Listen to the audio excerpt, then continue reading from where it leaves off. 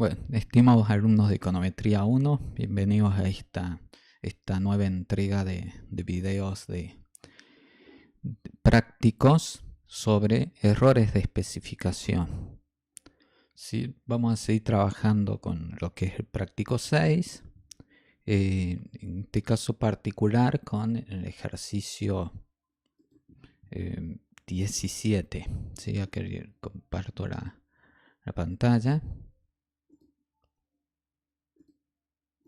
Ahí está. Sí, el ejercicio 17 nos plantea en el enunciado que tenemos una base de datos que se la subo a la plataforma y contiene datos sobre balances de 56 empresas para el ejercicio 96-97. Y son varios datos contables, ¿sí? Son de los balances, ¿sí? Valor agregado, inmovilizado neto, beneficio después de intereses e impuestos, reservas, capital social, etcétera, etcétera. Varias variables y también se plantean algunos ratios, ¿sí? Cocientes entre algunas de estas variables. Y nos pide que evaluemos la especificación del modelo lineal que busca explicar el ratio de dividendos sobre beneficios después de interés e impuestos en función de todas estas variables, ¿sí? Algunas son cocientes. ¿Sí? Este es un clásico de las investigaciones sobre los ratios contables. Se usa mucho para evaluar empresas o para ver sobre la política de dividendos. En este caso tiene más que ver con eso, ¿no? De los dividendos por beneficio disponible, sería por unidad de beneficio disponible. Bien, entonces lo que podemos hacer es a cada uno de los ratios de esa especificación poner un nombre R1, R2, R3, R4, R5, R6 para que sea más simple. Entonces la especificación propuesta por el ejercicio es esta, ¿no? Que R1 es igual a una constante más beta 2 por R2 más beta 3 por TVA, etcétera, etcétera. Tenemos 8 betas. Bien, entonces podemos plantear esta especificación usando eViews. ¿Sí? En eViews lo que yo hice es generarles, están todas las variables, lo que hice es generar los ratios de ese modo, R1, R2, R3, R4, R5, R6, y a su vez creé unos grupos, porque son varias variables. El grupo 1 tenemos las variables que entran en la regresión que fue propuesta. No le estoy mostrando bien de pantalla.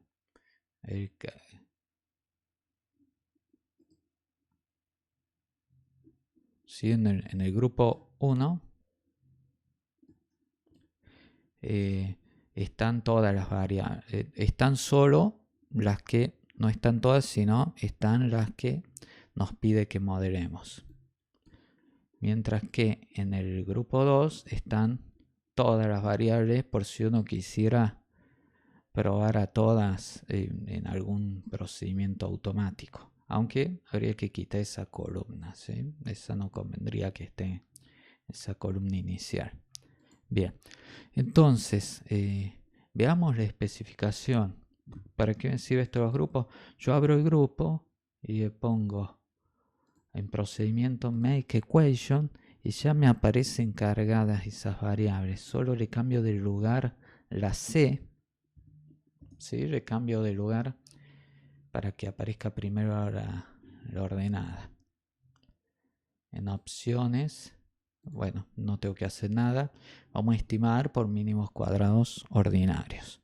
Si le damos a aceptar, ahí tenemos la regresión propuesta, ¿sí? Y vemos esta regresión. Por un lado, vemos que de los coeficientes ninguno es significativo. Aunque por otra parte, tenemos que la prueba de validez global nos da que sí, que tenemos un modelo significativo, ¿sí? Eso es bastante extraño, ¿sí? Es una significatividad global bastante importante porque este valor P es 0, ¿sí? Entonces, cuando tenemos la prueba F que está dando un valor P muy próximo a 0, pero los valores P de las pruebas T individuales hay, hay algunos, varios que, o varios que están bastante lejos de 0, eso sabe ser una señal de multicolinealidad, ¿sí? También un R cuadrado alto combinado con los valores P pequeños, valores P alto también se señala con multicolinealidad, pero bueno, en este caso no se ve tanto lo del R cuadrado alto, ¿sí? Pero sí es claramente el estadístico F es grande. Sí, entonces justamente yo les anticipé, viendo desde esa regresión, uno se puede preguntar si no hay un problema de este tipo. Y además esto de la multicolinealidad es un problema que surge cuando tratamos de poner muchas variables en una misma regresión. Y también un clásico de este trabajo con ratios. Bien, la multicolinealidad, ya vamos a volver a más formas de detección, pero la multicolinealidad, de verdad, ustedes vieron que hay una multicolinealidad perfecta, ¿sí? Nosotros en el modelo lineal general decimos que es lineal general de rango completo, porque si no tiene rango completo la matriz X de las variables explicativas, también X transpuesta por X no va a tener rango completo, entonces su determinante es 0, ¿sí? Y lo mismo es decir que X transpuesta por X es no invertible, ¿sí? Si X transpuesta por X es no invertible, no podemos obtener los betas, ¿no? Porque los betas los obtenemos estimados, los obtenemos de X transpuesta X a la menos 1 por X transpuesta por Y. Pero bueno, este problema multicolineal perfecto es bastante raro, solo que uno cometa un error conceptual grave al especificar el modelo, que por ese lado les voy dando pistas, ¿no? Recuerden el desafío que le planteó el profe, de si queremos incluir varias variables dummy, ¿qué pasa con la constante? Bien, pero bueno, en la práctica sí puede ocurrir bastante seguido el problema de multicolinealidad imperfecta, que cuando se da, que cuando este determinante de X transpuesta X no es 0, pero sí es pequeño, ¿sí? En esos casos se puede probar que por un lado las estimaciones de los betas tienen varianza elevada, ¿sí? Porque si uno recuerda la matriz de varianza y covarianza de los betas sombreros, ¿sí? Era la varianza residual estimada por X transpuesta X a la menos 1, ¿sí? Pero la inversa, pero X transpuesta X a la menos 1 se lo puede calcular por el método de la adjunta y es 1 sobre el determinante por la matriz adjunta. Pero si el determinante es cercano a 0, 1 sobre el determinante tiende a infinito, entonces se hace muy grande la varianza. Y por esto mismo, como consecuencia, vamos a tener estimaciones inestables, ¿sí? ¿Qué quiere decir? Que si agregamos un dato adicional o quitamos un dato, un solo puntito, nos pueden cambiar drásticamente los valores estimados que tenemos de los coeficientes, ¿sí? Así que es un problema que puede ser grave. Muy bien. Entonces está bueno tener una idea de cómo lo podemos detectar. Ya anticipé, como porque era el motivo por el cual fuimos al tema multicolinealidad, una forma es cuando R cuadrado o el F observado de la prueba de validez global del modelo tienen valores altos, ¿sí? Entonces P valores altos, muy pequeños, perdón. Mientras que hay varios coeficientes no significativos, ¿sí? Más aún si todos son no significativos. Esa es una señal fuerte. Otra señal que podemos tener es ver, que hasta lo podemos hacer antes de estimar el modelo, es ver la correlación entre pares de variables explicativas. ¿Sí? Si dos variables están muy correlacionadas, básicamente es que las dos tienen la misma información. Entonces, es que las dos casi que están linealmente relacionadas, ¿no? Sobre todo si es la correlación lineal, ¿no? Entonces, bueno, lo que podemos ver es la correlación entre las variables explicativas. ¿Cómo hacemos esa correlación?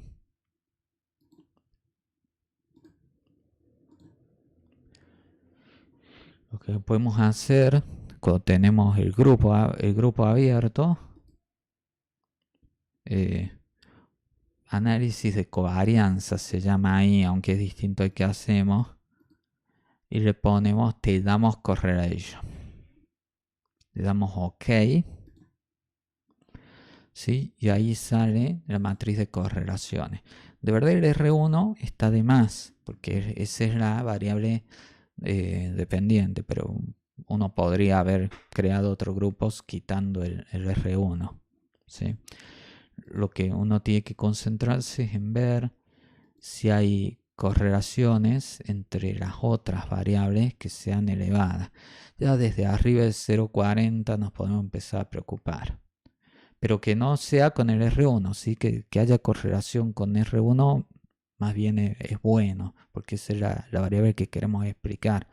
El problema más bien se genera cuando hay correlación elevada entre las explicativas, ¿sí? Entre las X.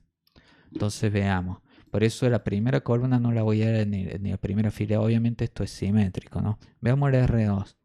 ¿Tiene alguna correlación alta? No, salvo la que es 1, pero que es la varianza, ¿sí? La correlación de la variable consigo misma es la varianza.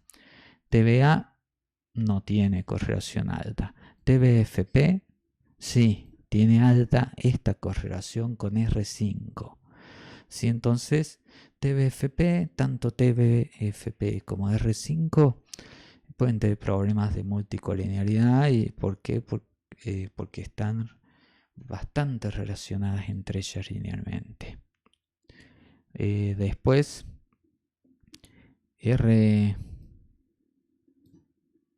a ver si hacemos así. Ahí está. R3 correlaciona con algo alto. No, ¿cierto? R4 no.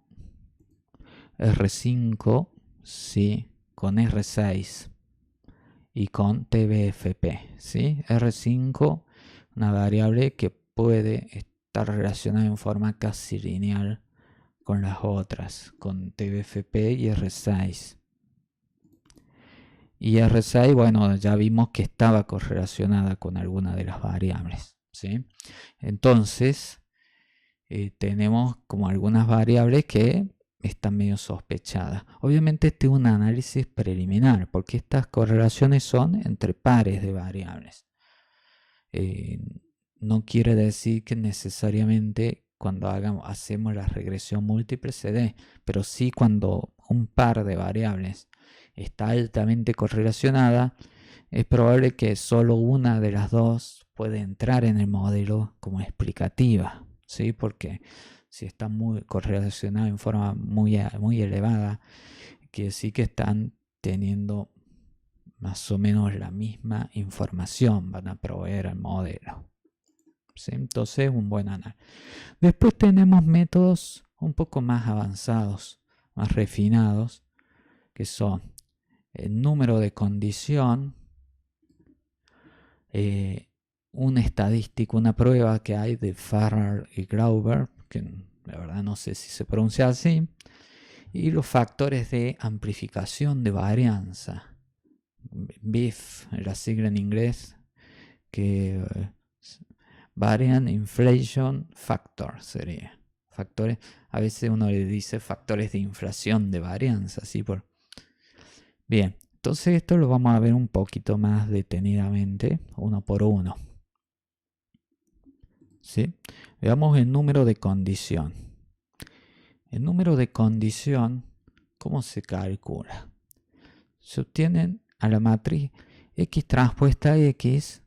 Dijimos que queremos que su determinante no sea cero.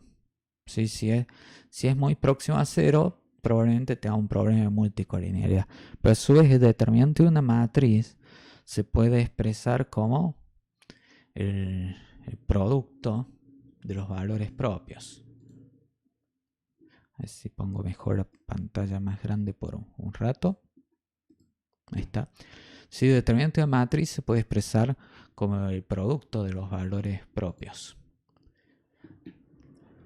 Pero entonces, si uno de los valores propios es 0, el producto también es 0. ¿Sí? Entonces, si hay un valor propio muy chiquito, tenemos un problema de multicolinealidad. No perfecta quizá, pero sí. Entonces una cuenta que se sabe hacer es este número de condición, que es a esta matriz X transpuesta X, calcularle los valores propios y hacer dividir el mayor valor propio por el menor valor propio, y a eso sacarle la raíz cuadrada. ¿Sí? La raíz cuadrada del cociente de estos dos valores propios es el número de condición. En este caso, si se sacan las cuentas, el mayor valor propio de X transpuesta X es enorme y el mínimo es 7,19. Entonces el número de condición da 7116,77. El valor de referencia que se sabe tomar es el número 30 o incluso 20 o 10. Pero seguramente ya arriba de 30 sin duda hay problema de multicolinealidad. Con esto bastaría para que ustedes sepan eso. Yo solo les agrego como un extra que en la literatura también lo que se sabe hacer es normalizar a esta matriz X transpuesta X antes de calcular los valores propios. ¿Sí? O sea, tomar los valores propios de S por X transpuesta X por S, donde S es una matriz diagonal con elementos X transpuesta X, ¿sí? Que X sub K, ¿sí? O sea, X sub K sería la columna K, késima de la matriz X, elevado a la menos un medio. ¿Sí? Esto es una forma de normalizar a la matriz. Si hacemos la cuenta de ese modo, el número de condición da 12,74. Con lo cual dudaríamos un poco de si hay multicolinealidad, pero de todo modo arriba de 10 se sospecha multicolinealidad. ¿Sí? Aunque el criterio fuerte más bien es arriba de 30. Y otro criterio que hay es usar los autovalores, siempre la misma fórmula, la misma cuenta, pero cambia de qué matriz sacamos los autovalores. Que usar los autovalores de la matriz de correlaciones de X, ¿sí? ¿Sí? De esta matriz X. Obviamente hay que excluir la constante porque la varianza de una constante cero, entonces la correlación no la podemos calcular. Bien. Se excluye la constante, ¿sí?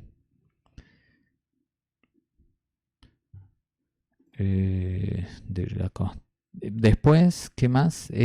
Perdón. Entonces, bueno, según el número de condición tenemos sospechas, sobre todo si usamos el criterio más mencionado es este, ¿sí? Si este número de condición estimado en base a los valores propios de x transpuesta x es mayor a 30. Después tengo algo mejor, que es la prueba de Farrar-Glauber, que en la hipótesis nula tenemos que no hay multicolinearidad, y en la alternativa que sí hay multicolinearidad, se arma un estadístico G, del cual ponemos T, que es la cantidad de observaciones. El número K es la cantidad de variables explicativas, excluyendo la ordenada. Y RXX es la matriz de correlaciones, ¿sí? La matriz de correlaciones de X. ¿Sí? Entonces el logaritmo del determinante de RXX. Yo aquí calculé el determinante aproximadamente y voy del número 159,78. Y bueno, y asintóticamente esto tiene una distribución chi cuadrado con K por K menos 1 sobre 2 grados de libertad. Entonces el valor crítico es, tenemos 21 grados de libertad. Y bueno, y si usamos una significación del 5%, el valor crítico es 32,67. Obviamente unilateral derecha. Entonces el observado es mayor que crítico, por lo cual rechazamos la hipótesis nula de no multicolinearidad y concluimos que hay multicolinearidad de acuerdo a esta prueba. ¿Sí? Pero bueno, concluyendo que hay multicolinearidad, nos podemos preguntar quién fue, ¿no?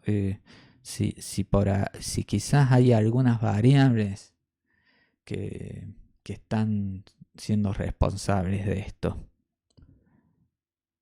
Y entonces ahí es donde podemos construir factores de amplificación de varianza, que se estiman, o es un número que vamos a calcular para cada una de las variables. ¿Sí? La varianza de beta j, ¿de dónde sale esto? Bueno, buceando por la literatura, la varianza de... Aquí me faltó el sombrerito, ¿sí? Aquí eso se lo corrijo.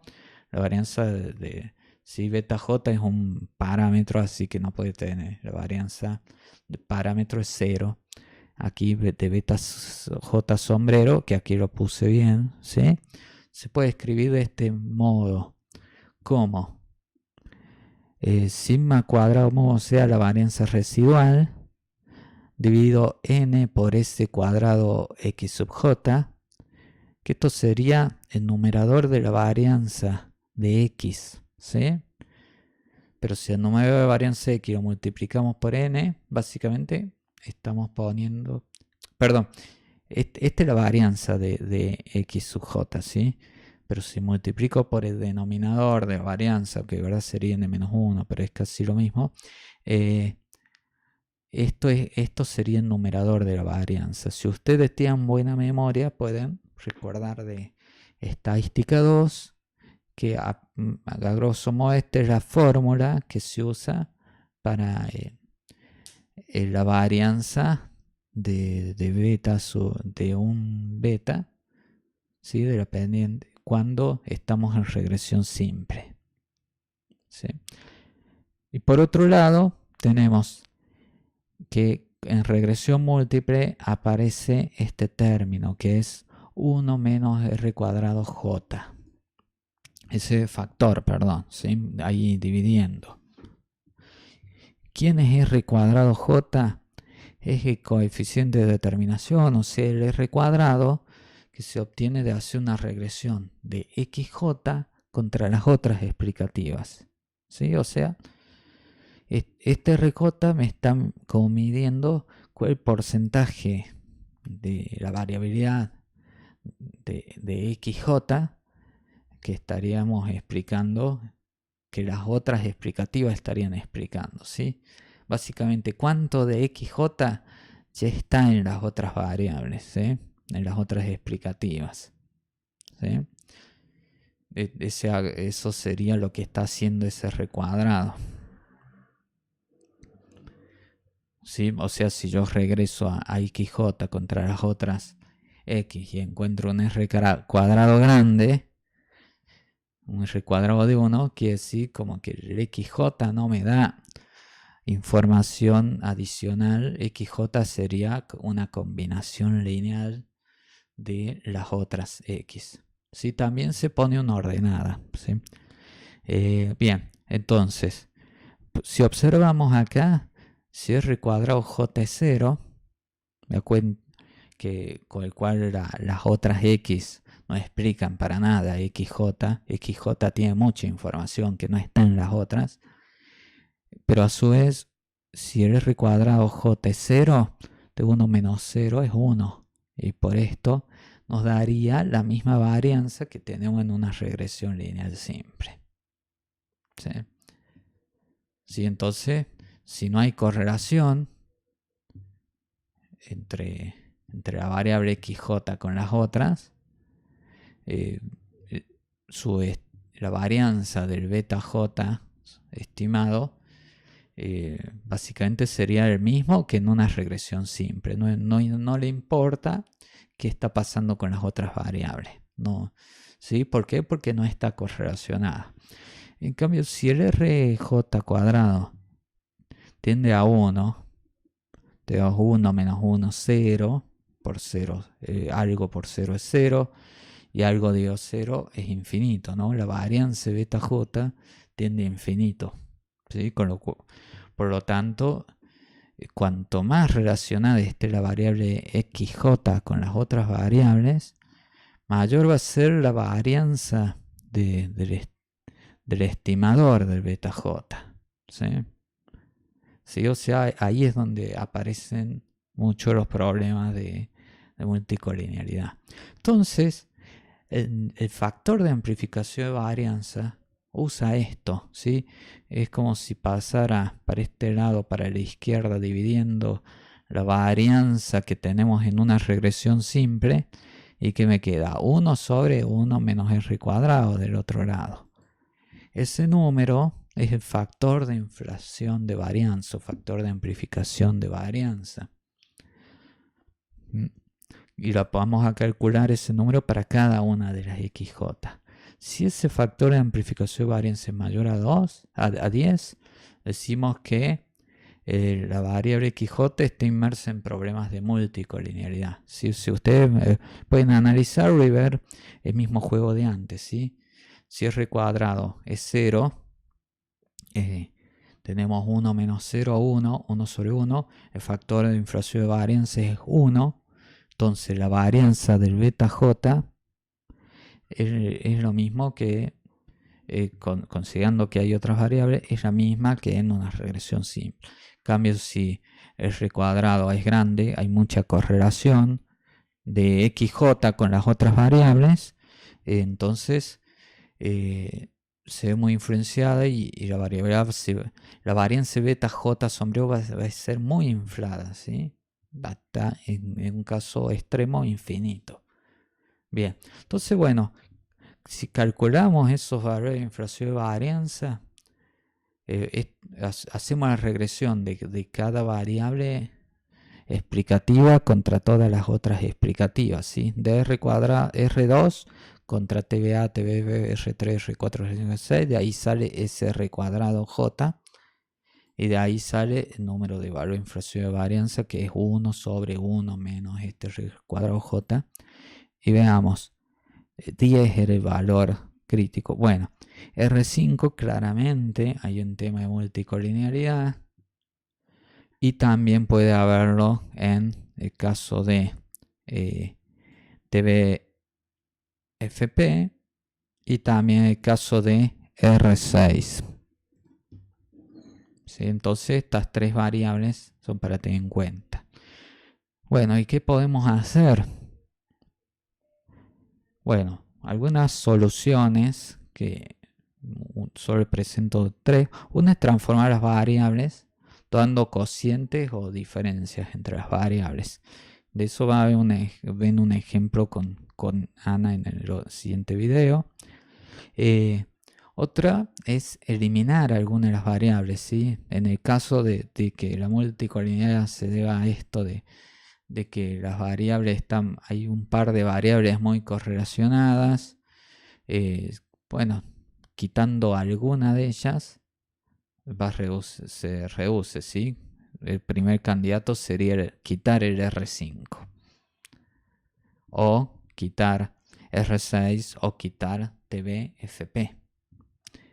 Y otro que no vamos a ver en la materia, pero que sí está bueno que lo sepa, que hay un método de componentes principales que básicamente lo que hace es, en base a las variables originales, podemos calcular otras variables nuevas que son combinaciones lineales de las originales, pero que buscan capturar la mayor variabilidad de los datos, ¿sí? Capturan la mayor información de los datos, de modo tal que con una o dos de esas variables nuevas capturamos el mayor porcentaje de la variación de los datos, ¿sí? Puede ser, por ejemplo, en muchos casos uno puede encontrar que con el primer componente principal estamos explicando el 80% de la variabilidad de los datos, ¿sí? Esto se aplica sobre la matriz multivariante X, sin considerar a la variable dependiente. Sí, pero bueno, eso es para más adelante. Bueno, en el otro ejercicio van a trabajar lo de transformaciones, lo de los componentes principales para otra materia puede ser. Bueno, veamos alguna eliminación de variables. Podríamos directamente eliminar R5, R6 o TBFP. ¿Sí? O si no, podemos emplear algún método, algún criterio de selección de variables. ¿Sí? Aquí hay unos criterios. ¿Sí? Puse automático, de verdad uno los puede hacer paso a paso o los puede automatizar. Ahora les voy a mostrar en la pantalla combinada. Dual, ¿sí? con eViews. Entonces, bueno, cerremos Windows. Cuando se os pierde algo, siempre podemos ir a Windows. Aquí está el Workfile. Tenemos el grupo 1. ¿Sí? Nosotros podíamos estimar la ecuación yendo a Quick o en Prox, mejor, Make Equation.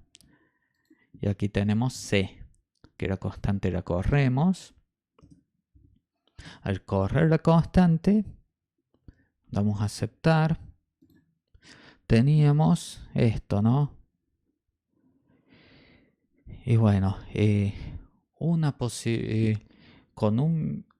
una forma de proceder sería eliminar una de las variables que hemos detectado que tiene factor de inflación de varianza alto, ¿sí?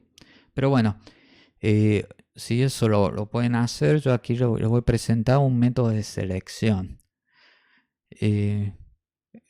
Un método muy usado, quizás el más usado en la práctica, es ir eliminando hacia atrás.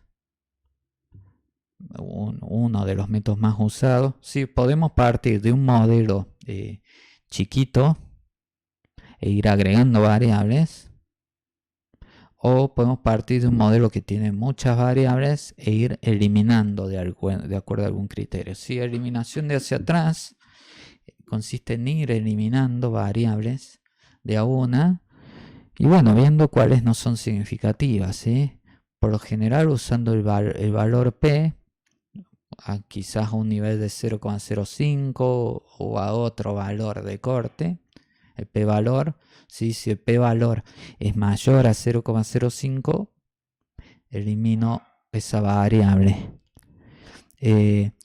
O también puede ser en base al estadístico T. ¿Sí? Uno sabe conocer los valores clásicos de desde cuando no es significativo, son equivalentes, ¿sí? Y por ejemplo, si el estadístico t es menor que 1, por ejemplo, por decir un valor, o menor que 2 en valor absoluto. Bien, bueno, lo más usado sabe ser con el valor p, y bueno, elegir la variable que tiene el valor p más elevado, es la que estaría aportando menos información, ¿sí? Entonces, lo que podemos hacer es estimar la regresión sin esa observación. Procedimiento, podemos desde ahí mismo, specify, estimate, podemos quitar la variable tba, estimamos, ¿sí?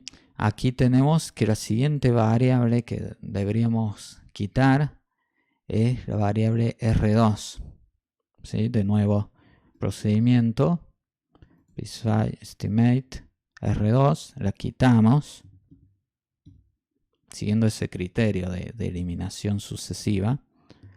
Después seguiría R5 porque es la que sigue con el p-valor más alto. Entonces, procedimiento, ahí quitamos R5.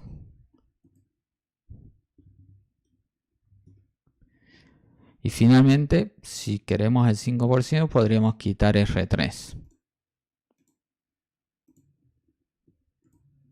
R3. Podemos notar que hay varias de las variables son las que teníamos como sospechosas, ¿sí?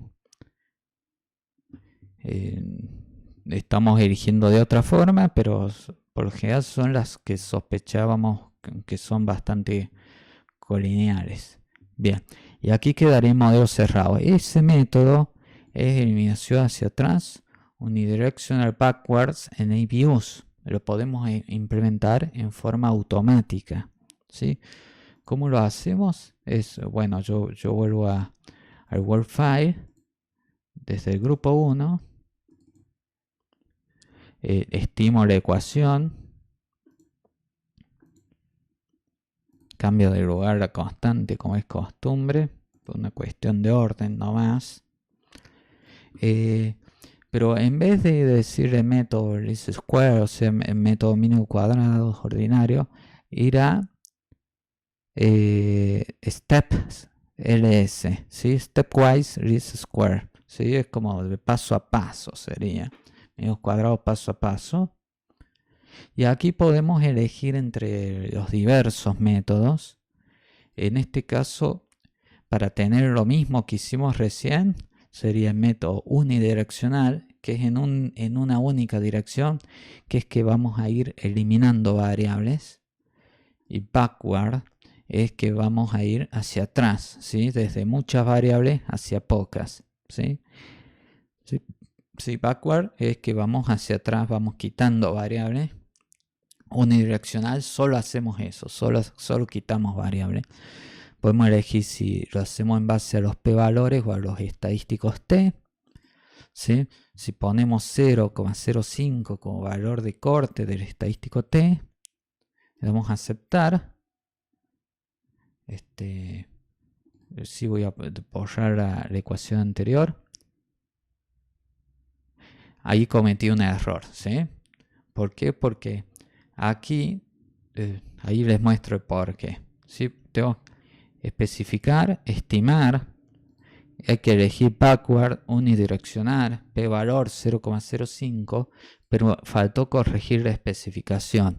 Arriba tienen que poner la variable dependiente, que es la R1, porque es la que estamos queriendo explicar, que es la del modelo, y cuáles son las regresoras que siempre queremos mantener. En la práctica casi siempre queremos mantenerla constante, salvo que haya algún problema teórico que nos dice que la ordenada debe ser 0, siempre conviene dejarla, incluso cuando sabemos que cuando no sea significativa, porque restringir al modelo a pasar por el 0, está demostrado que es como equivalente a ponerle un punto artificial, ¿sí? Entonces siempre se usa así. ¿Y qué hago? Yo voy a cortar y pegar esto, ¿sí? Control X, yo corto y lo voy a pegar acá. ¿Por qué? Porque vamos a ir buscando de todo este listado de regresores, de todo el restante, vamos a ir buscando cuál queremos quitar en cada paso, ¿sí? Entonces, ¿qué va a hacer el algoritmo? Se va a fijar de R2, va a hacer la regresión de R1 contra una constante y todas estas variables, ¿sí? La va a hacer y se va a fijar de todas estas regresores de búsqueda, cuál es el que tiene el p-valor más elevado. Y lo va a quitar. Después va a estimar de nuevo. Y se va a fijar cuál es el que sigue. Y así va a ir eliminando de a uno estos regresores de búsqueda hasta que se cumple que no hay ninguno de estos regresores con un valor mayor a 0,05. ¿Sí? Vamos a aceptar. Y ahí llegamos que tiene que ser el mismo modelo que habíamos llegado secuencialmente. Lo que es muy, pero muy importante es que la eliminación debe ser secuencial. No es conveniente eliminar dos variables con valores p altos en un solo paso. Hay que hacer de a un paso por vez. Y eso es lo que está haciendo el software. Y aquí debajo nos informa cómo fue eliminando. Cómo fue eliminando las variables. Bueno, otro método sería selección hacia adelante y solo hacia adelante, que sería partir de un modelo chiquito e ir hacia un modelo grande. El unidirectional forward, que sería rápidamente siendo window al word file, estimar la ecuación de grupo 1, open, procedimiento, make equation, saco C, pongo C aquí, vamos a hacer stepwise, ¿sí? Procedimiento stepwise, opciones, acá forward en vez de backward, unidireccional, una única dirección, en base al p valor, puedo poner 0,05 o cualquier otro. O por ejemplo podría cambiar, no, en base al estadístico t, y ahí valor de corte 1 típico sería el número 2. Y aquí en la especificación quiero que me deje la ordenada. No. Quiero que deje la ordenada y que busque con estos regresores. ¿Qué va a hacer acá? Va a ir buscando parte estimando el modelo con R1 y C. Y va a ir agregando de a un regresor. De estos, el que tenga el estadístico T más grande, ¿sí? Que es lo contrario al P más chico, ¿sí? Y después después va a repetir los pasos hasta llegar a que no hay ningún regresor de esto que se pueda agregar que tenga un estadístico T superior al valor de corte. Y bueno, de este modo, ¿sí? Da todo, siempre es en valores absolutos, ¿sí? Aquí son todos regresores con estadísticos t mayores a 2, salvo el de la variable que hemos puesto como que sí o sí le incluya, ¿sí? Por eso está separada, se la ve, y nos dice en qué orden lo fue haciendo, ¿sí? Primero estimó, vio que el que más podía aportar era el R6, después el R4, etcétera, etcétera. Y bueno, después tienen métodos, los stepwise, o sea, no unidireccionales, que ustedes pueden ir quitando ciertos regresores, pero viendo si, dado que quitamos uno, podemos probar si alguno que sacamos no sirve, ¿sí? Si es útil. Y esos son stepwise backward, stepwise forward. Y el método combinatorio, que aquí a ver, claro, no se va a ver si lo tengo con esa pantalla. ¿Sí? El método combinatorio, el cual básicamente estima todos los posibles modelos entre la dependiente y las regresoras, todas las posibles combinaciones regresoras, y se compara el R cuadrado ajustado, ¿sí? Uno puede especificar cuántas variables quiere en el modelo, ¿sí? Ese es más o menos el sistema de combinación. Bien.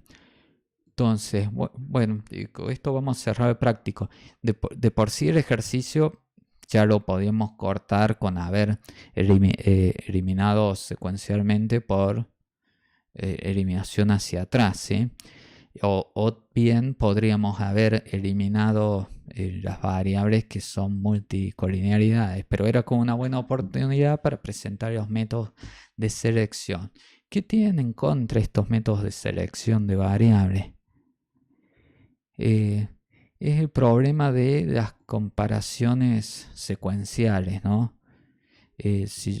Obviamente si yo me pongo a hacer pruebas de regresiones entre muchas variables, en algún momento voy a encontrar una relación significativa, ¿sí?